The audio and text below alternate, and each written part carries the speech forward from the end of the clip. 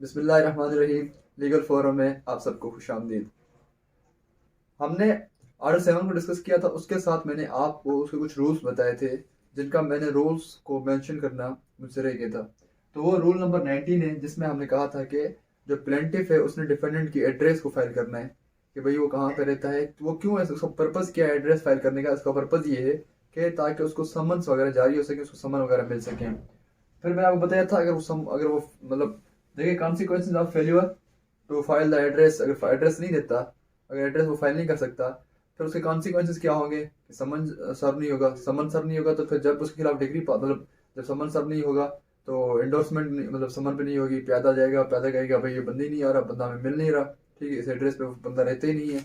तो मतलब उसको समन नहीं मिलेगा तो वो आएगा नहीं तो आपका केस आगे नहीं चल सकता, ठीक है। तो फिर आगे जो अलग से एक प्रोसेस है, मतलब वो एक प्रोक्लेमेशन करते हैं या फिर जो बाकी प्रोसेस है वो तब होगा जब आगे प्यादा बताएगा कि आप घर पे नहीं है या कोई और चीज़ है। जब वो किसी के बताई हुई प्रॉपर्टी पे जाएगा, वो पूछेगा किसी मोहम्मद कासिम के लिए, और वहाँ पे कोई मोहम्मद कासिम नाम कोई बंदा ही ना हो, तो मतलब आपने एड्रेस गलत दिया है तो समझ जाएगा, नहीं समझ नहीं जाएगा तो आपका केस आगे नहीं जाएगा, नहीं चलेगा, ठीक है।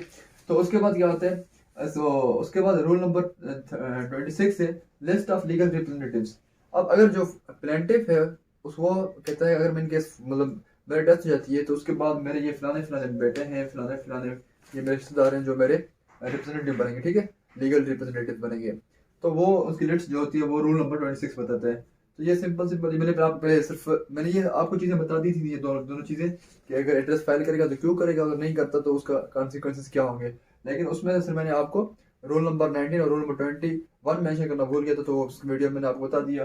और उसके बाद रूल नंबर 26 बताता है कि अगर बंदा जो प्लेंटिफ है फॉल्स हो जाता है तो उसकी जगह पे किसने उसके शूज किसने पहन लेने हैं, ठीक है, मतलब प्लेंटिफ जगह पे कौन आ जाएगा। अब जो हमारा ऑर्डर शुरू होता है, this is a very important order, और यहाँ पे आपको बहुत सारे बेसिक कॉन्सेप्ट पता होने चाहिए लाजमी। इस ऑर्डर के ये ऑर्डर इस वीडियो सिर्फ इस ऑर्डर के लिए खास की जाएगी, ताकि इस वीडियो में, इस लेक्चर में आपको जितना समझा सकें, आपके जितना इस ऑर्डर को इजी किया जा सके उतना हम आपके लिए कर सकें। तो आइए हम स्टार्ट करते हैं। Order number 8, written statement. अब रिटन स्टेटमेंट किसकी तरफ से होती है, डिफेंडेंट की तरफ से होती है। जब डिफेंडेंट को पता चलता है कि मेरे खिलाफ केस हुआ है और वो जाता है कोर्ट, समन जब उसको मिलता है, समन देखा, समन में डेट लिखी हुई है कि आपने इस तारीख कोर्ट आना है, और वो कोर्ट चला गया, उसने कोर्ट में जब अपीयर होता है, after the appearance in the court he has to write the written statement in 30 days, ठीक है। उसके बाद उसने 30 दिन के अंदर अंदर रिटन स्टेटमेंट जमा करवानी है कोर्ट के अंदर। किसने, डिफेंडेंट ने। रिटन स्टेटमेंट कौन देता है, डिफेंडेंट देता है, और प्लेंटिफ क्या देता है, प्लेंट देता है। ये कौन बताता है 30 डेज का टाइम, कौन बताता है, रूल 1 बताता है, ऑर्डर 8 रूल 1। अच्छा, ऑर्डर 37 इसको हम इसके साथ कनेक्ट करते हैं, क्योंकि वहां पे भी आप किसके बारे में बताएंगे कि आपने written statement right of defence कितने दिनों में, अब देखो कितने दिनों में आपने फाइल करना है। तो जब जहाँ पे मसला किसका हो, ऑर्डर 37 में चेक डिसऑनर का, किसका, चेक डिसऑनर का। अब प्लेंटिफ ने एप्लीकेशन सूट फाइल की कि भाई ये जो चेक हुआ है डिसऑनर हो गया है। तो अब जो डिफेंडेंट है उसने आफ्टर द सर्विस ऑफ सम्मन की सर्विस के बाद 10 दिनों के अंदर अंदर उसने रिटन स्टेटमेंट जमा करना होता है। कितने दिनों के अंदर, 10 दिनों के अंदर। लेकिन वहां पे क्या था, सम्मन मिल गया, वो कोर्ट चला गया, कोर्ट के अपीयर होने के बाद उसने 30 दिन के अंदर जमा करानी है। लेकिन यहाँ पे उसने 10 दिनों के अंदर अंदर सम्मन की मतलब सर्विस होने के बाद उसने 10 दिनों के अंदर अपना जवाब दावा जमा कराना है। अब देखिए रिटन स्टेटमेंट हम जमा क्यों करवाते हैं। अब देखिए आपको सम्मन तो मिल गया, ठीक है, सम्मन मिल गया, कोर्ट भी आ गए। अगर आप रिटन स्टेटमेंट नहीं सबमिट करवाते तो आपका जो हक राइट ऑफ डिफेंस है वो क्या हो जाता है, स्ट्रक ऑफ हो जाता है, ठीक है, वो खत्म हो जाता है। आपने राइट ऑफ डिफेंस इस्तेमाल करने के लिए आपने डिफेंड ने क्या करता है, रिटन स्टेटमेंट देता है, ठीक है। चाहे फिर वो 30 डेज में हो, कोई भी कोई आम कोई दूसरी क्या कहते हैं प्लेंट है तो उसमें 30 डेज आपने देने हैं। अगर जिस चेक डिसऑनर के बारे में कोई किसी ने प्लेंट फाइल की है तो उसमें आपने 10 दिनों के अंदर अंदर देनी होती है, ठीक है। अगर बंदा जेल में भी है तो वो जो जेल सुप्रिटेंडेंट होता है उसके उसके जरिए वो रिटन स्टेटमेंट फाइल कर सकते हैं, ठीक है, लिख के दे दे उसको और वो आगे आगे कोर्ट में जमा करवा सकते हैं। तो मतलब 10 दिन के अंदर अंदर आपने वो जमा करानी होती है। उसके बाद इसका जो रूल 2 है वो कहता है कि भाई सबसे पहले अगर आप रिटन स्टेटमेंट में ऑब्जेक्शन उठाने हैं, क्या करने, ऑब्जेक्शन उठाने हैं, उसे कहते हैं प्रिलिमिनरी ऑब्जेक्शन, ठीक है। अब देखेंगे भाई आप पहले क्या क्या ऑब्जेक्शन उठाएंगे। कि भाई जैसे मैंने आपको पहले बताया था, सबसे पहले ऑब्जेक्शन किसके बारे में होगा, आप जुरिस्डिक्शन के बारे में होगा कि भाई जुरिस्डिक्शन नहीं है। या यहाँ पे आप किसके बारे में ऑब्जेक्शन करेंगे, यहाँ पे आपने ऑब्जेक्शन करना है कि भाई जो ये क्लेम मांग रहा है, जो जो ये मेरे ऊपर इल्ज़ाम लगा रहा है, मैं उसका इनकार करता हूँ, मैं उसका मतलब वो सूट मेंटेनेबल है नहीं है, जो उसने ट्रांजेक्शन उसमें मेंशन की हुई है वो वाइडेबल है वाइड नहीं है, जो भी चीज़ होती है आपने पहले जो भी एतराज़ात है ना, जो जो उसने क्लेम किया हुआ है, जो जो उसके एतराज़ात हैं, सबसे पहले आपने उनको आंसर करने हैं, ठीक है।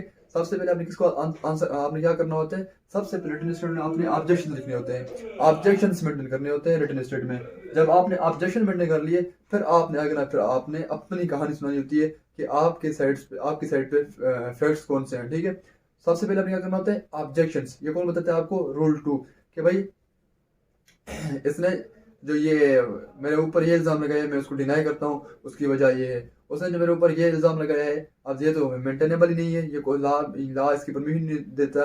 जैसे कि डिफेमेशन का केस आपने सिविल कोर्ट में कर दिया, वो कहेगा कि भाई ये तो आपकी उसमें मेंटेनेबल नहीं है, क्योंकि ये आपने गलत कोर्ट में फाइल कर दिया है, इस कोर्ट की जुरिस्डिक्शन ही नहीं है। तो आप किधर जाएंगे फिर, डिस्ट्रिक्ट कोर्ट की तरफ जाएंगे डिफेमेशन के लिए।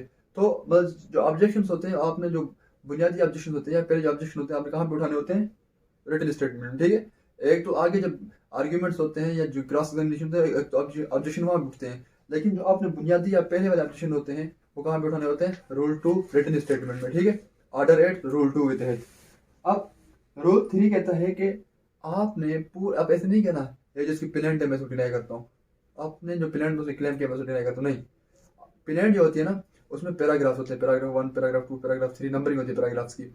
अब जो पैराग्राफ आप देखो, उसने एक पैराग्राफ में एक क्लेम किया, दूसरे पैराग्राफ में दूसरा दावा क्लेम किया, तीसरे में ऐसे करता गया, तो आप कहते हैं कि भाई मुझे उसका फलाना पैराग्राफ डिनाई करता हूँ मैं, ठीक है, और उसके आपने रीजन भी लिखनी होती है। उसके बाद आप कहते हैं मैं पैराग्राफ नंबर 4 डिनाई करता हूँ, या उसको आप एडमिट करते हैं या डिनाई करते हैं, फिर आप लिख देते हैं, ठीक है। तो जब आप डिनाई करते हैं तो डिनायल मस्ट बी स्पेसिफिक होनी चाहिए हर पैराग्राफ के साथ।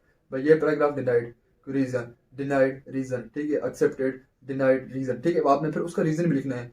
अच्छा, जब आप रीजन नहीं लिखेंगे किसी भी ऑब्जेक्शन तो कर रहे हैं, डिनाई तो कर रहे हैं किसी भी ऑब्जेक्शन को, लेकिन आप उसको क्या कर रहे हैं, विदाउट एनी रीजन डिनाई कर रहे हैं, तो उसको हम क्या कहते हैं, इवेसिव डिनायल। क्या कहते हैं, इवेसिव डिनायल। वो कौन बताता है हमें, रूल नंबर 4 बताते हैं। अब यहाँ पे इवेसिव डिनायल को समझना बहुत इंपॉर्टेंट है। अब इवेसिव डिनायल का मतलब होता है कि अब देखो, अब मैंने आपको बताया कि जो भी आप ऑब्जेक्शन करेंगे, जो भी आप उसका क्लेम डिनाई करेंगे, उसको आपने किसी ना किसी रीजन के साथ डिनाई करना है। ऐसे नहीं करना मुझे पैराग्राफ 2 मुझे मंजूर नहीं, मैं उसे इनकार करता हूँ, ठीक है। Paragraph number 3 denied, denied 4 denied, 5 denied. Why आप वो मेंशन नहीं कर रहे, ठीक है। आप जब वो मेंशन नहीं कर रहे, it means your denial amounts to the admission. आपका ये डिनायल बराबर होता है एडमिशन के, ठीक है। This is called indirect admission. इसको हम इनडायरेक्ट एडमिशन बोलते हैं कि बस आप उसको वजह नहीं है, आप उसका क्लेम मान भी नहीं रहे, और किसी वजह से आपके पास कोई वजह भी नहीं है उसको ना मानने की, ठीक है। तो उस वजह से हम उसे क्या कहते हैं, इवेसिव डिनायल कहते हैं। और इवेसिव डिनायल किसके बराबर होती है, एडमिशन के बराबर होती है। आपको पता है जब कोई बंदा अपने ऊपर लगाए हुए इल्जाम को एडमिशन कर ले, तो उसके ऊपर क्या सुनाया जाता है, उसके ऊपर फैसला सुनाया जाता है। तो इवेसिव डिनायल जब आप करेंगे तो उसके ऊपर आप उसके अगेंस्ट आपके उनको देखते हुए आपके अगेंस्ट फैसला सुनाया जाएगा। तो मतलब आपने डिनायल तो करनी है, डिनायल कैसे करनी है, विद द रीजन करनी है, no denial without reason, okay. So this is the rule number 4। अब रूल नंबर 4 को, ऑर्डर 8 रूल नंबर 4 को आपने पढ़ना है ऑर्डर 12 रूल 6 के। और रूल 6 क्या कहता है, जजमेंट ऑन एडमिशन। हमने बताया ना आपको कि अगर आपने एडमिशन कर ली तो वो जजमेंट आ जाएगी, ठीक है। जब आप किसी क्लेम को, किसी उसके दावे को मान लेते हैं, तो जाहिर बात जज ने एडमिशन करनी है कि भाई उसको कोई एतराज नहीं है दूसरी पार्टी को, तो हम क्या करते हैं, इसका फैसला दे देते हैं। जो उसने उसमें क्लेम किए हैं अपनी प्लेंट में, ये जो डिफेंडेंट है उसको वो सारे के सारे क्या है, उसने सारे एक्सेप्ट करनी है। तो अब तो एडमिशन हमें क्या, उसने एडमिशन कर ली है, हमें फैसला दे देना चाहिए। तो ये कौन सा रूल है, ऑर्डर 12 रूल 6 क्या आती है आपके उसके तहत क्या करते हैं, जजमेंट ऑन एडमिशन। उसके बाद order 15 rule 1, order 15 rule 1, party is not at issue. अब जाहिर बात है, देखें, अगर मैं डिफेंडेंट हूँ, अगर मैंने कोई भी किसी का कोई भी क्लेम मान लिया, तो मुझे कोई उस पार्टी से मुझे कोई इशू नहीं है, ठीक है। जब parties are not at issue, तब भी आपकी क्या होती है, जजमेंट आपकी सुनाई जाती है। अब आपसे क्वेश्चन ये पूछा जा सकता है कि what is evasive denial. Evasive denial तो ये हो गया कि आप किसी भी चीज़ को डिनाई करते हैं विदाउट एनी रीज़न। अब उसके इफेक्ट क्या होंगे? उसके इफेक्ट क्या होंगे कि वो एडमिशन के बराबर होगा, और एडमिशन रिजल्ट क्या निकलेगा कि डिग्री आपके अगेंस्ट की फैसला आपके अगेंस्ट आ जाएगा। ठीक है, तो उसके इफेक्ट क्या है? ऑर्डर 12 रूल 6, ठीक है, क्या बताएगा? Judgment on admission, judgment on admission. अब आपने सारा, अगर आपसे कोई पूछता है, एग्जामिनर आपसे पूछते हैं कि भाई इवेसिव डिनायल को जो दूसरे रूल्स हैं उनके साथ डिफाइन करें, तो कौन से दूसरे रूल्स हैं?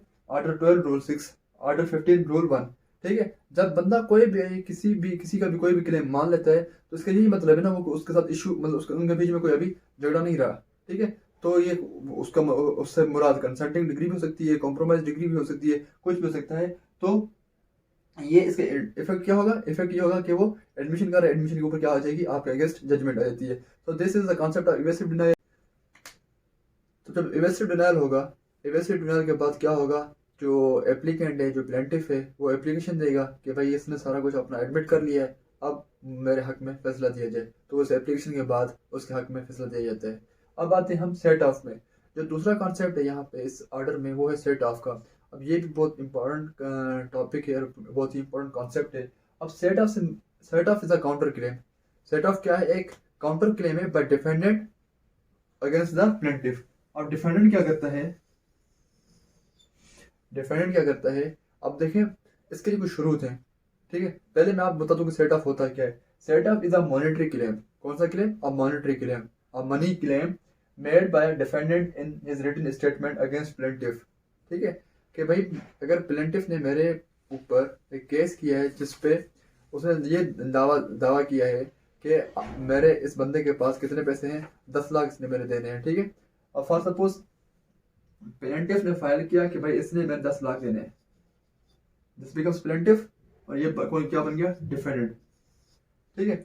अब डिफेंडेंट ने भी कुछ प्लेंटिफ को दिया हुआ था, कोई मतलब फर्स्ट कोई कर्ज दिया हुआ था, या उनके बीच में कोई कॉन्ट्रैक्ट हुआ पड़ा था, तो जिसमें से डिफेंडेंट ने, मतलब उस प्लेंटिफ ने भी अब किसके पैसे देने थे? डिफेंडेंट के पैसे देने थे। तो डिफेंडेंट जब रिटन स्टेटमेंट लिखता है, रिटन स्टेटमेंट में वो सेट ऑफ अपने डाल देता है, ठीक है। क्या करता है? सेट ऑफ अपना क्लेम करता है। अब जब उसने सेट ऑफ क्लेम किया, तो वो सेट ऑफ क्या बन जाती है? प्लेंट बन जाती है, और ये खुद क्या बन जाता है? प्लेंटिव बन जाता है। क्या बन जाता है उसमें? प्लेंटिव बन जाता है। और ये जो डिफेंडेंट है, सो जो फर्स्ट प्लेंटिव था, वो क्या बन जाता है? डिफेंडेंट बन जाता है, ठीक है। उस सेट ऑफ के लिए वो क्या बन जाता है? डिफेंडेंट बन जाता है। अब डिफेंडेंट बन जाता है तो डिफेंडेंट के बाद उसमें क्या देनी होती है? फिर रिटन स्टेटमेंट देनी होती है। अब उसी सेम रिटन स्टेटमेंट ने हम सेट ऑफ क्यों क्लेम करते हैं?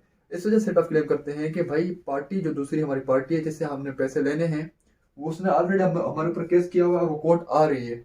तो जब मैं सेट ऑफ का क्लेम करूंगा तो उस पार्टी को पता चल जाएगा। तो उसके लिए हमने अलग से नई सूट फाइल नहीं करनी पड़ेगी, नए समन्स जारी नहीं करवाने पड़ेंगे, सिवाय जो हमने कोई गवाह वगैरह बुलाने, उनके अलावा किसी और को हमने फिर दोबारा नहीं बुलाना पड़ेगा। जो पार्टी है वो भी आ जाएगी, वो भी मतलब केस चल रही है, तो उसको भी पता लग जाएगा। तो इस वजह से जो सारा जो दूसरा नया सारा प्रोसेस है कि भाई प्लान हम कोर्ट में जाएं, कोर्ट में हम प्लान दाखिल करें, उसके पर्टिकुलर्स को देखें, सब कुछ फिल करें, ठीक है। उसके बाद फिर हम समन्स के लिए पैसे दें, समन्स की फिर कोर्ट की फीस दें, वो सारा का सारा वो सारी चीज़ समन्स वगैरह से अवॉइड करने के लिए हम क्या करते हैं? Written statement set off claim कर लेते हैं, ठीक है। तो उसे हम बोलते हैं काउंटर क्लेम। अच्छा, अब लाजमी नहीं है कि आप हर सूट में सेट ऑफ क्लेम करेंगे। अगर आपने सूट फाइल की हुई है रिकवरी ऑफ पोजेशन के लिए, तो उसमें आप सेट ऑफ नहीं क्लेम कर सकते। हाँ, आप सेट ऑफ कब क्लेम कर सकते हैं? जब जो प्लेंटिफ है, प्लेंटिफ 1, ठीक है, प्लेंटिफ जो है उसने आपके अगेंस्ट कौन सी सूट फाइल की है?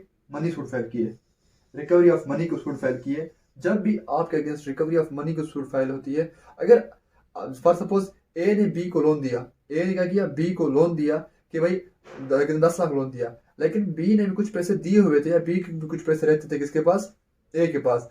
तो बी क्या करता है? बी भी अपना वो काउंटर क्लेम, मतलब रिटन स्टेटमेंट में काउंटर क्लेम कर देता है कि उसके अगर उसने मेरे 10 लाख देने हैं, अगर मैंने उसके 10 लाख देने हैं, तो उसने भी मेरे 7 लाख देने हैं, ठीक है। तो इसे हम बोलते हैं काउंटर क्लेम बोलते हैं। जब उसने मनी सूट फाइल की, तब भी आपके पास अख्तियार होता है किसका? रिटन स्टेटमेंट का। Otherwise you can not claim the written set off. आप सेट ऑफ तब क्लेम करेंगे जब प्लेंटिफ ने आपके ऊपर क्या किया हो? रिकवरी ऑफ मनी सूट हो। अच्छा, उसके बाद आप ऐसे नहीं है कि मेरे उसके पास जो कुछ पैसे हैं, ये इतने पैसे हैं, कुछ लाख हैं, कुछ करोड़ हैं, आप ऐसे नहीं कहेंगे। आप कहेंगे मेरे उसके पास 7.5 लाख, 7 लाख, जितने भी आपके पैसे होंगे आपने उसका फिक्स नंबर बताना है, ascertain sum of money, ascertain amount of money आपने वो बताना है, ठीक है। अगर आप उसको असर्टेन नहीं करेंगे तब भी वो आपकी सूट फाइल नहीं हो सकती, ठीक है, सेट ऑफ आपका क्लेम नहीं हो सकता। अब देखिए मैंने आपको पहले जब हम ऑर्डर 7 रूल 2 पढ़े थे तो उसमें हमने कहा था जब आप सूट फाइल करेंगे रिकवरी ऑफ मनी के लिए तो आपका सूट में जो आपके जो अमाउंट हो वो क्या होना चाहिए, असर्टेन होना चाहिए, वादे होना चाहिए, फिक्स होना चाहिए, और लीगली रिकवरेबल भी हो, आपके पास उसके डॉक्यूमेंट्स भी पड़े हो, आपके उसके पास एविडेंस भी पड़े हो। अगर आपके पास सारी की सारी जो लीगलिटी जो भी थी उस लोन की, जो भी उस पैसों की लीगलिटी थी, वो सारा का सारा आपके पास पड़ा हुआ है, ठीक है, आप वो लीगली रिकवर कर भी सकते हैं, ठीक है। लाइक ऐसा ना हो कि कोई शर्त पर जुआ हुआ के पैसे हो, वो नहीं, लेकिन रिकवरी लीगली क्या हो, रिकवरेबल हो, तो उनको आप सेट ऑफ में क्लेम कर सकते हैं। और चौथी चीज क्या है, कोर्ट मस्ट हैव जुरिसडिक्शन। अगर कोर्ट की जुरिसडिक्शन होगी तब आप उस कोर्ट में, फॉर सपोज अब उसने क्या किया, 1 लाख का क्लेम किया और आपके पैसे कितने थे, 10 लाख, ठीक है, तो फॉर सपोज 1 लाख की जो क्या कहते हैं वो सिविल सूट में जाएगा, सॉरी सिविल कोर्ट में, और ये 10 लाख वाला किधर जाएगा, फॉर सपोज डिस्ट्रिक्ट कोर्ट। तो ये वाला जो अब 10 लाख का क्लेम है आप सिविल कोर्ट में फाइल नहीं कर सकते क्योंकि सिविल कोर्ट की अब जुरिसडिक्शन नहीं आती। तो आपने सेट ऑफ वहां पे क्लेम करना है, अगर उसी कोर्ट में जिस कोर्ट में उसने आपको पहले प्लेंटिफ ने फाइल किया हुआ है, अगर आपकी उस सेट ऑफ की जो लिमिट है अगर उसकी जुरिसडिक्शन बनती है उस कोर्ट में, तब आपने उसमें सेट ऑफ उधर कर सकते हैं, otherwise you can not claim your set off in the court which does not have jurisdiction to for that set off, ठीक है, फॉर दैट मॉनेटरी क्लेम।